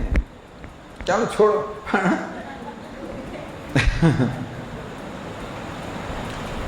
એટલે કોણ છૂટાય એનો નિર્ણય બહુમતી થાય, પણ સત્યનો નિર્ણય બહુમતીથી ના થાય. ખરું? આખી દુનિયા એમ માનતી હતી કે સૂર્ય પૃથ્વીની આસપાસ ફરે છે. એક માણસ નીકળ્યો કહેનારો કે નહીં ભાઈ પૃથ્વી સૂર્યની આસપાસ ફરે છે. એક જ માણસ હતો, એને ફાંસી ચડાવવા દેવા તૈયાર થઈ જાય, પણ એ જ સાચો ને એક જ માણસ હોય. પછી સત્ય કેવું છે? સત્ય એ કંઈ બહુમતી નક્કી ના થાય. તો ભલે આપણે દિવસના 23 કલાક 59 મિનિટ અને 59 સેકન્ડ સુધી દુઃખી હોઈએ, એક જ સેકન્ડ આપણે સુખી થઈએ, સમજવું કે એ જ આપણા સ્વરૂપની ઝાંખી છે. અને એ જ સેકન્ડ માટે આપણે સતત પ્રયત્નશીલ હોઈએ છીએ. વળી પાછી એની જો હવે મજા ના આવે, હવે બીજું કંઈ જોઈએ. પણ પ્રયત્ન શું છે? એક ક્ષણને કેમ પાછી લાવવી. આપણે પેલું 23 કલાકનું દુઃખ નથી ગમતું, એક સેકન્ડનું સુખ ગમે છે ને. જો દુઃખ મારો સ્વભાવ હોત તો દુઃખથી પણ હું ટેવાઈ ગયો અને તો દુઃખનું મને દુઃખ થાત જ નહીં. એ કેવું છે નહીં, દુઃખનું દુઃખ ના થાત. પણ દુઃખ મને ગમતું નથી, સુખ ગમે છે. એ જ બતાવે છે કે સુખ મારું સ્વરૂપ છે. આ રીતે ભિન્ન ભિન્ન રીતે વેદાંત શાસ્ત્ર સમજાવે છે કે દુઃખ આપણું સ્વરૂપ નથી. દુઃખ શેમાંથી જન્મે છે? મારા આ પ્રકારના મારા પોતાના વિશેના ખ્યાલમાંથી કે હું અધૂરો છું, મર્યાદિત છું, અલ્પ છું, તુચ્છ છું, અસહાય છું, દીન છું, પરતંત્ર છું. આ પ્રકારના મારા વિશેનો ખ્યાલ કે અભિપ્રાય મને દુઃખી કરી નાખે છે. કે મને સ્વતંત્રતા માટે પ્રેમ છે, પરતંત્રતા માટે નહીં. મને પૂર્ણતા માટે પ્રેમ છે, અપૂર્ણતા માટે નહીં. અંતેથી જ્યારે જ્યારે મારી જાતના અપૂર્ણ એવું જોવું, મારી જાત માટે મને પ્રેમ હોતો નથી, મને મારા વિશે જ સંતોષ હોય છે. આમ આત્મા સંતોષ, મારા પોતાના વિશેનો સંતોષ એ જ મારા બધા દુઃખનું, વિષાદનું કારણ છે. દુનિયા વિશેનો અસંતોષો પોતાના વિશેના અસંતોષમાંથી જન્મતો હોય છે. જો હું ખુશી હોઉં તો બધી દુનિયા મને સારી દેખાય, હું દુઃખી હોઉં તો બધું મને એવું જ વાંકું ચૂકું જ દેખાય. એટલે વેદાંત શાસ્ત્ર કહે કે જો ભાઈ તમારે દુનિયાને પ્રેમ કરવો છે તો તમારી જાતને પ્રેમ કરો, દુનિયાને જાણવી છે તમારી જાતને જાણો, દુનિયાને મેળવવી છે તમારી જાતને મેળવો, દુનિયાને બદલવી છે તમારી જાતને બદલો. કેટલો સરળ ઉપાય. આમ પહેલી વસ્તુ એ છે કે આ સમજવાની જરૂર છે. એટલે સમજ એ પહેલું પગથિયું છે કે ખરેખર દુઃખ માટે કારણ છે. મેં કહ્યું તેમ અર્જુન કે ભીષ્મ દ્રોણ માટે દુઃખી નથી, કે મરી જતો મારું શું થશે, અરે રે એ તો મહાનુભાવ છે, આટલા પૂજનીય છે, મારે એમને કેમ મરાય, એમના વગર મારું શું થશે, એમને મારવાથી મને કેવું પાપ લાગશે. અર્જુન એનો શોખ નથી, પાપનો શોખ છે કે હું પાપી ઠરી, મને પાપ લાગશે તો શું થશે, એની ચિંતા. એ બધા જતા તો મારું એકલા શું થશે એની ચિંતા છે ને. ટૂંકમાં ભલે એમ જણાતું હોય કે અર્જુન આ કૌરવો માટે કે ભીષ્મ દ્રોણ માટે કે પોતાના સ્નેહીઓ માટે, સ્વજનો માટે શોક કરી રહ્યો, એમ ભલે દુનિયા માનતી હોય કે અર્જુને માનતો હોય, પણ અર્જુન પણ કોના માટે શોક કર્યો છે? પોતાને જ માટે. એટલે ભગવાને દુનિયાને બદલવાનો કોઈ ઉપદેશ નથી કર્યો ત્યાં આગળ. જો એ શોકનું કારણ હોત તો એને બદલવાનો ઉપદેશ કર્યો હોત ને, નથી કર્યો. ભગવાને શું ઉપદેશ કર્યો? અર્જુનની દ્રષ્ટિ, અર્જુનને બદલે અર્જુનની દ્રષ્ટિમાં કેમ પરિવર્તન લાવો. નષ્ટોમાં સ્મૃતિર્લબ્ધા, ભગવાનનો મોહ નષ્ટ થઈ ગયો, મને સ્મૃતિ પ્રાપ્ત થઈ, નવી દ્રષ્ટિ પ્રાપ્ત થઈ, યોગ્ય દ્રષ્ટિ પ્રાપ્ત થઈ. એટલે આપણે હંમેશા આપણે પોતાના માટે શોક કરતા હોઈએ, બીજા કોઈ માટે કોઈ શોક કરતું નથી, કોઈને બીજા કોઈની એવી પડી જ નથી. આત્મવસ્તુ કામાય સરમ પ્રેમ ભવતી. દુનિયામાં કશી વસ્તુ પ્રિય છે એટલા માટે કે હું મારી જાતને પ્રિય છું. ટૂંકમાં મારી જાત જ મારા માટે સૌથી મહત્વની છે. મારું સુખ મારા માટે મહત્વનું છે, મારી સલામતી મહત્વની છે, મારી મુક્તિ મહત્વની છે. એટલે કે આપણે બધાએ ક્યારે પણ શોક કરતા હોઈએ, ભલે કોઈનું મૃત્યુ પણ થઈ ગયું હોય, એવી કરુણ ઘટના પણ બની હોય, એ શોક જન્મે એ છેવટે જો અંદર નજર કરીશું તો જણાશે કે છેવટે તો આપણે માટે શોક કરી રહ્યા છે. શોક ત્યારે જન્મે જ્યારે એમાં અહમને જોડવામાં આવે. જો અહમને જોડવામાં ન આવે તો કોઈ પણ ઘટના આપણને શોક કે દુઃખ જન્માવી શકે જ નહીં. રોજ છાપામાં વાંચે કેટલા લોકો કેટલાય ક્યાં ને ક્યાં મરે છે, કેટલાય પેલા વિસ્ફોટો થાય છે અને શું થાય છે, બધું પાને ફેરવી શું થયા કરે. આ તો એ જ લાગના છે, એવું થાય એવું તો આપણને ભલે થતું એવું પણ થાય, એ જ લાગના છે. પણ આપણે પછી કંઈક ખબર પડી કે આપણે 40 હિન્દુસ્તાનના લોકો અંદર છે, એ લોકોને અપહરણ કરી ગયા છે ભારતીય લોકો. ત્યારે આપણને કંઈક થાય કે અરે અંદર ભારતીય લોકો છે, 40 લોકો છે, એમાં 3 ગુજરાતમાંથી, અરે 2 અમદાવાદના. શું વાત છે, ગુજરાતી છે. અરે આમ કોઈ આપણી જાત જોડાય ને તો જ આપણું કશું થાય, બાકી આપણે કશું થાય ભાઈ નહીં. એટલે કહેવાનો ભાવ એ છે કે આ શોક જે છે ને એ અહમ પર કેન્દ્રિત છે, બીજા કશા પર કેન્દ્રિત નથી. આ શોક એ કોઈ ભૌતિક કે વ્યાવહારિક સમસ્યા નથી, એ આધ્યાત્મિક સમસ્યા છે. બે સમસ્યાઓ, બે પ્રકારની સમસ્યાઓ છે, વ્યાવહારિક સમસ્યાઓ અને આધ્યાત્મિક સમસ્યાઓ. આમ ભૂખ લાગવી વ્યાવહારિક સમસ્યા છે, તરસ લાગવી, ઠંડી, ગરમી આવી કેવી છે? વ્યાવહારિક સમસ્યાઓ. ગરીબી, નિરક્ષરતા આ બધી કેવી છે? વ્યાવહારિક સમસ્યા. એ માટે વ્યાવહારિક ઉકેલ હોવો જોઈએ. એના માટે તું પૂર્ણ છે ઉકેલ ના ચાલે. પેલો કે મને ભૂખ લાગે છે, તું પૂર્ણ છે, એ ના ચાલે. ત્યાં જેવી સમસ્યા એવો ઉકેલ જોઈએ. લોકો છે ને આમાં બહુ મૂંઝવાઈ જાય છે. સમસ્યા વ્યવહારની હોય અને ઉપદેશ બ્રહ્મનો કરે એ લોકો. એવું બધા લોકો આ વેદાંત સાંભળ્યા પછી એવું પણ થતું હોય છે. વ્યાવહારિક સમસ્યાનો વ્યાવહારિક ઉકેલ, આધ્યાત્મિક સમસ્યાનો આધ્યાત્મિક. આપણે શું કરીએ છીએ? આ શોક નામની આધ્યાત્મિક સમસ્યાનો આપણે વ્યાવહારિક ઉકેલ શોધીએ છીએ. આપણે વ્યવહારને બદલીએ છીએ, બીજાને બદલીએ છીએ, આપણામાં કંઈ ફેરફાર કરીએ, વજન ઉતારીએ, વજન વધારીએ, આમ કરી જાત જાતનું કરતા હોઈએ. એ બધો વ્યાવહારિક ઉકેલ છે. પણ એનાથી એ આધ્યાત્મિક સમસ્યા દૂર ન થાય, એ તો અકબંધ જ રહે છે. ચાલો મારું વજન 10 કિલો ઘટાડ્યું, હવે હું બરાબર થઈ ગયો. ક્યાં સુધી? 15 દિવસ સુધી. રોજ હું રિક્ષામાં જો ચાલો મને આનંદ થયો, બરાબર. પછી એમ કોઈ એક વેઇટ લિફ્ટ કરે ગયો ને હાથ રહી ગયો, ત્યારે પછી લાગે કે આ તો પછી બીજું કરવાની જરૂર છે. એટલે પછી બીજી સમસ્યા.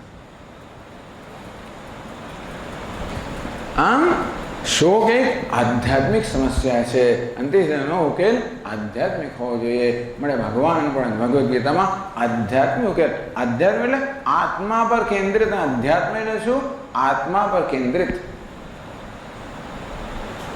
એક છે અનાત્મા પર કેન્દ્રિત, એને વ્યાવહારિક કહીએ. બીજું છે આત્મા પર કેન્દ્રિત, અને આપણે આધ્યાત્મિક કહીએ. શોક આધ્યાત્મિક સમસ્યા છે. વ્યવહાર તો માત્ર એ શોકને પ્રગટ કરવા માટેનું એક માત્ર નિમિત્ત જ છે. એટલે કે એ શોક માટેની બધી સંભાવના અંદર રહેલી જ છે. દુનિયા માત્ર બટન દબાવે એટલું છે. શોક સ્થાન સહસ્રાણી. શોકના તો સહસ્ત્ર હજારો સ્થાન અંદર રહેલા છે. અને માટે એક બટન દબાવવાની જરૂર છે. જરાક ધાર્યું ના થયું, દુઃખ, શોક. દુનિયા જાણે છે કે કેવી રીતે આને એને નચાવવો, કેવી રીતે દુનિયા જાણે છે. નચાવ્યા કરે. પેલા ઘા પર મીઠું ભભરાવ્યા કરે. એ કામ કરે દુનિયા. શું કામ કરે? આપણા ઘા પર મીઠું ભભરાવવાનું. જે બળતરા થાય પછી. પણ મીઠું ભભરાવાથી બળતરા ક્યારે થાય? ઘા હોય ત્યારે. ન હોય તો ભલે જેટલું મીઠું ભરવાનું ભભરાવે. જો ઘા ના હોય તો મીઠું ભભરાવાથી કંઈ ના. તો દુનિયા ઘા નથી ઉત્પન્ન કરતી, મીઠું ભભરાવે છે. ઘા ક્યાં છે? અંદર છે જ. આપણે પેલું મીઠાને બદલે ખાંડ આપણે એમાં ફેરફાર કરીએ છીએ, પણ ઘા તો એમને જ રહે છે. આમ એમાં ફેરફાર કરવાનો વ્યાવહારિક ઉકેલ. આ કેવો છે? આધ્યાત્મિક સમસ્યાનો આધ્યાત્મિક. અને સમસ્યા શું છે? માત્ર મારા વિશેની આ એક વિકૃત દૃષ્ટિ જે અજ્ઞાનમાંથી જન્મેલી છે. આમ અજ્ઞાન આપણા જીવનની મૂળભૂત સમસ્યા છે. એમાંથી જન્મેલી આજે અહંકાર, મમકાર, આજે દ્રષ્ટિ છે મારી, જે અભિપ્રાયો છે, ગ્રંથિઓ છે, એ બધાની પાછળનું મૂળ કયું છે? હું અધૂરો છું, ઊણો છું, બરોબર નથી. આમ મારા વિશેનો જ અસંતોષ એ જ મારા બધા દુઃખનું કારણ છે. અને તેથી પોતાને વિષયનો સંતોષ, બસ સ્વામીજી સંતોષ લઈ લો, હું બરોબર છું, થઈ ગયું. કામ નથી થઈ જતો. બસ હું માટે સ્વીકાર કરી લઉં છું સ્વામી, બસ કરે ને ભાઈ, એમ કહેવાથી નથી થતું, એ થવું જોઈએ, એ કરાતું નથી.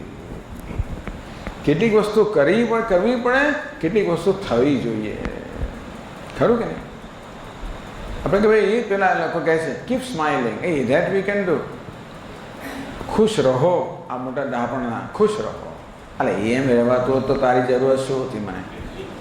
ખુશ રહો, હા, હસો, સ્મિત કરો, એ કદાચ આમ જેમ તેમ કરે, એ અઘરું છે. જો કે કીપ સ્માઇલિંગ કરો, કે એ જે ચાલો બહુ તો એવો પ્રયત્ન કરી આ નાટકમાં કરતા જ હશે બધા, એ લોકો હસે નસામ બધું કરે, એમાંથી અંદરથી હસે છે ને એવું નથી હોતું. હોય તો સારું ભાઈ, આપણે તમને ઈચ્છે કે હોય, પણ એવું નિયમ નથી. તમને હમણાં ખબર છે દુનિયાનો એક બહુ મોટો કલાકાર, કોમેડિયન, એને શું કહેવાય ગુજરાતીમાં? હાસ્ય કલાકાર, સિનેમાનો બહુ જ મોટો માણસ. જો કે મેં તો નામ સાંભળ્યું નહોતું, મર્યો ત્યારે સાંભળ્યું. એ માણસે આપઘાત કર્યો કે દુનિયાને હસાવનારો, કોની કલ્પના પણ ના આવે કે અંદરથી આટલો દુઃખી હશે. વિચાર કર, કેટલો ધનવાન, કેટલો પ્રતિષ્ઠિત, એવું કશું જ નથી એની પાસે ન હોય, અને છતાં એણે આપઘાત કર્યો. બધા બહુ દુઃખી થઈ ગયા.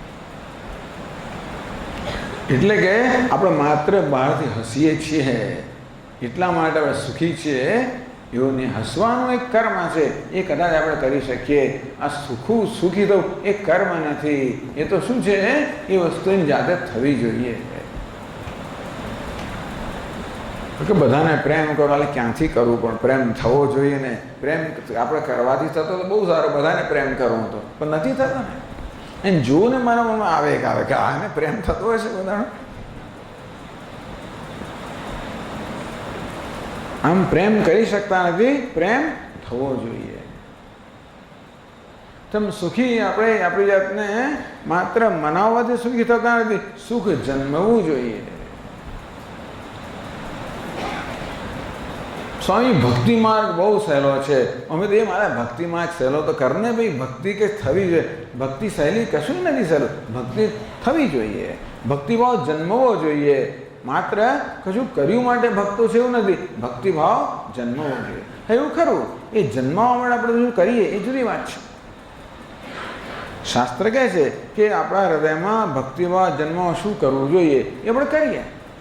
બી પ્રેમ જન્મ તો શું કરવું જોઈએ એવી સૂચના આપે છે, એવું કરીએ. આપણે ભેટ લઈ આવવાની, પેલું કરને, આ કરને, આ વોટ્સઅપને આ ભેટ મોકલને, પેલું મોકલને, આ ફલાણું ઇમેજ મોકલને, ફલાણું મોકલ, એવું કરીએ.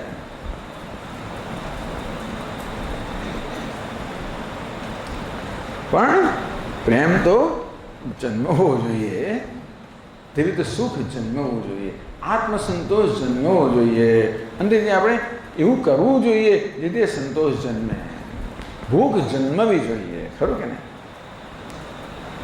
ત્યાં તરવા જાઓ, કે કસરત કરો તો જન્મશે, તો કંઈ કરીએ તો એ જન્મે. આપણે કહેવાથી ભૂખ ના જન્મે, બરાબર ને? તો માત્ર કહેવાથી આત્મસંતોષ ન જન્મે, આપણે કશું કરવું પડે. એ કહેશે કે ભાઈ આપણે આપણી જાતને આપણે ગમતા જ નથી, આપણે આપણી જાતને ચાહતા નથી, એટલે એવી પોતાને પ્રેમ કરો. આપણે થતો પ્રેમ થવો જોઈએ, કરવાથી નથી થતો. પ્રેમ આપણી જાત માટે જન્મવો જોઈએ. સ્વામી, મારી જાતમાં પ્રેમ કેમ જન્મે? મારું નાક તો જો, મારા કાન તો જો, મારી ચામડી તો જો, મારો વાળ તો જો, મારું આ તો જો, મને કેમ પ્રેમ જન્મે?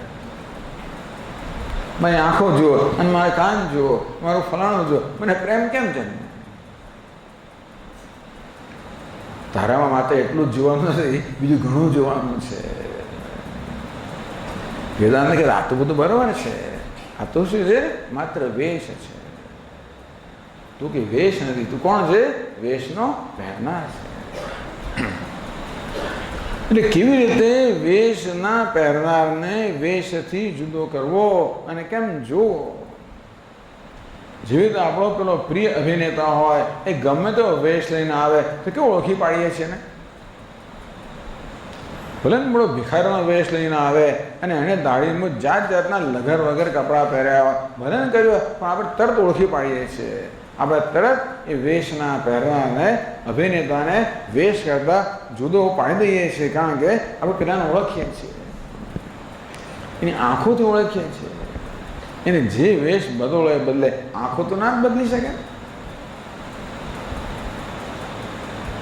એને કાન તો ના જ બદલી શકે, નાક તો ના જ બદલી શકે. એટલું પૂરતું છે. જે લોકો એક્સપર્ટ છે ને આ બધામાં, નિષ્ણાત લોકો, એમના માટે એટલું પૂરતું છે. તેમ વેદાંત શાસ્ત્ર કહે છે કે તું તારી જાતને જો દુઃખ કરી રહ્યો છે, તું વેશને જો દુઃખી થઈ રહ્યો છે, ત્યારે તારી જાતને જો. પેલો હોય કરોડપતિ, એને ભિખારીનો વેશ લીધો હોય, અરીસામાં જોઈએ, અરે હું તો ભિખારી છું, બિચારો પોતાના વિશે દુઃખ કરે, એ ખરેખર યોગ્ય છે? એ કોના વિશે દુઃખ કરે છે? વેશને પોતાની જાત માની લે છે, પછી દુઃખ કરે છે ને. પણ હું કોણ છું? હું વેશ નથી, વેશ ધારણ કરનાર છું. આમ આ રીતે પોતાને યોગ્ય દ્રષ્ટિ માટે આ વિવેકની જરૂર છે. કોને વિશેનો વિવેક? આ વેશ અને વેશ ધારણ કરનાર વચ્ચેનો વિવેક, બેને જુદા કરવા. પણ એમને થતું નથી. આ બધું બહુ સાંભળ્યું તો થતું નથી હોતું. એ ક્યારે થાય? આપણા મનની અમુક પ્રકારની સ્થિતિ હોય ત્યારે થાય, પરિપક્વ સ્થિતિ હોય. મારા સ્વામી કહે ઇમોશનલ મેચ્યોરિટી, આ પેલી લાગણીના સ્તરની પરિપક્વતા. શેની પરિપક્વતા? લાગણીની પરિપક્વતા. આપણા જીવનમાં એક તો બૌદ્ધિક સમસ્યાઓ છે, બીજી લાગણીની સમસ્યાઓ છે. આપણામાં અંતઃકરણમાં આ બે પ્રકારની વૃત્તિ છે. એક બુદ્ધિ જેને કહેવાય, જ્યાં સમજ છે. બીજી કહેવાય મન, જ્યાં લાગણી છે. એક સમજે છે, બીજી લાગણી છે. હવે જો આપણો બધો વ્યવહાર આ લાગણીશીલ મન કરતું હોય છે, આ બુદ્ધિ નથી કરતી વ્યવહાર.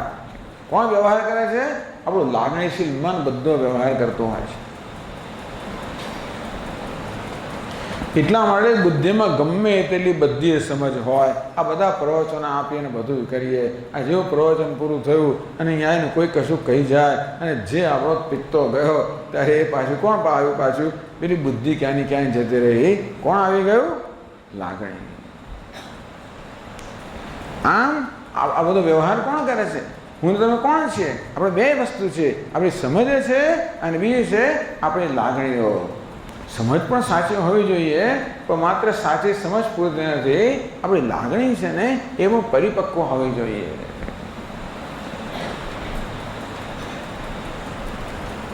એટલે બે કામ આપણે કરવાના. એક તો વેદાંતનું શ્રવણ કરીએ એટલે આપણને સાચી સમજ પ્રાપ્ત થાય. બ્રહ્મ સત્યમ જગત મિથ્યા, જીવો બ્રહ્મૈવ અનાપરઃ વગેરે બ્રહ્મ સત્ય છે, જગત મિથ્યા છે, અરે તું બ્રહ્મ છે, આપણને સમજ પ્રાપ્ત થાય. પછી સમજને જીવનમાં ઉતારવી. એ પ્રકારે આપણું વર્તન છે ને, એ આપણા વર્તનને આપણી જાતને ઘડવી, એ દ્રષ્ટિથી આપણીને ઘડવી, આ એક બીજું કામ કરવાનું છે.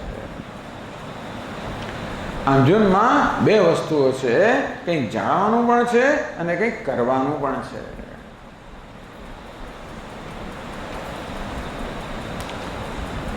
તો ચાલો જાણી તો લીધું. હવે આપણે હું પૂર્ણ છું. અપૂર્ણતા ક્યાં છે? આ વેશમાં છે. વેશની અપૂર્ણતા મારી અપૂર્ણતા નથી. વેશમાં બધી અપૂર્ણતા છે, છતાંય હું પૂર્ણ છું. બોલતાય નથી આવડતું તોય પૂર્ણ છું. કંઈ સમજમાં નથી આવડતું તોય પૂર્ણ છું. તો હવે એ સમજને જીવનમાં ઉતારવી એટલે કે હવે મારે એ સમજ પ્રમાણે મારા જીવનને ઘડવું. આ બીજી વસ્તુ છે.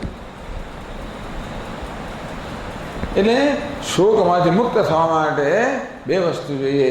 એક તો સાચી સમજ જોઈએ અને બીજું સાચી લાગણી જોઈએ, સાચી ભાવનાઓ જોઈએ, સાચા મૂલ્યો જોઈએ, સાચી એટલે પરિપક્વતા જોઈએ. કેવી રીતે આપણી જાતને પરિપક્વ બનાવવી? આપણી પાસે બધું જ છે. બધા પ્રકારની સમૃદ્ધિ આપણી પાસે છે. એટલે કેરી કાચી હોય ત્યારે કડક હોય, લીલી હોય, ખાટી હોય, ખાસ એમાં કોઈ સુગંધ ના હોય, તો કેરીને આપણે પકવીએ. અને પકવવાની પણ યોગ્ય રીતે પકવવાની, પેલે ઇન્જેક્શન મારીને પકવવી કે નાઇટ્રોજન આપીને પકવવી કે રસાયણોથી પકવવી, એવું ના ચાલે. તો મજા ના હોય. ખાલી દેખાય પાકી, અંદરથી બધી ગડબડવાળી હોય. પણ કેરીને પરિપક્વ બનાવવી હોય તો યોગ્ય વાતાવરણ પૂરું પાડવું જોઈએ. એને બરાબર ઘાસની અંદર મૂકવી જોઈએ. નીચે ઘાસ, ઉપર ઘાસ, પાછું ઉપર પેલું છાપરું હોય, ત્યાં ગરમી હોય, થોડા અંદર કાંદા અને બધું પણ મૂકે. આ બધું કરીને પાછા અઠવાડિયે 10 દિવસ રાખે. રોજ પાછા ફેરવવાની, એને એકાદ બાજુ નહીં રાખવાની, નહીં તો એક બાજુ પાકી જાય ને બગડી જાય, બે બાજુ કાચી રહી જાય. રોજ સવારે જવાનું, પછી આમ ફેરવવાની, પેલા પેલી ફેરવવાની, આ બધું કરવું પડે તો કેરી પાકે, તો એનો મજા આવે. એ જ કેરી જ્યારે પરિપક્વ થાય ત્યારે કેવી એકદમ જ કોમળ મધુર બને, સરસ પીળી બને, સુગંધિત બને. તો આ બધા ગુણો ક્યાંથી આવી ગયા? એકદમ જે ખાટી હતી એ મધુર થઈ ગઈ, જે કડક હતી એ હવે એકદમ પોચી થઈ ગઈ, જે લીલી હતી એ પીળી થઈ ગઈ. બે રીતે બને. એક તો બહારથી ઇન્જેક્શન આપો તો બને, અથવા તો કેરીને આપણે પરિપક્વ થવા દઈએ તો આંતરિક જે બધા ગુણો હતા એ ગુણો અભિવ્યક્ત થાય ને. એટલે બહારથી કશું એને એક મધુરતા આપવામાં નથી આવી. જે મધુરતા અંદર હતી એ જ માત્ર અભિવ્યક્ત થઈ. આમ ટૂંકમાં કેરીની અંદર જે ઉત્તમતા છે એને અભિવ્યક્ત કરવાની, પણ એના માટે એક પ્રોસેસ છે, પ્રક્રિયા છે, એ કરવી પડે. એમને ન થાય. કેરીને પકવવા માટે આ બધું કરવું પડે. તેમ આપણું મન પણ એવું જ છે, કેરી જેવું છે. જ્યારે પરિપક્વ ના હોય ત્યારે ખાટું હોય, કડક હોય,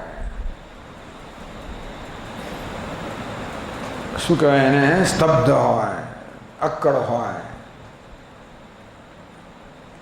પરિપક્વ નમ્ર બને.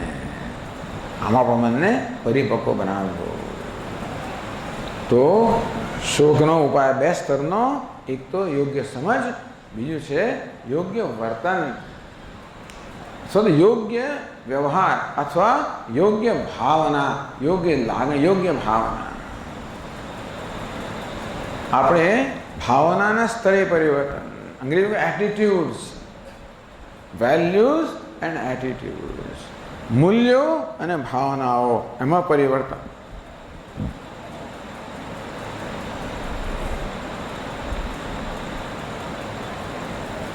તો આ રીતે ભગવદ્ ગીતા આપણને આ 2 સ્તરનો કાર્યક્રમ આપે છે.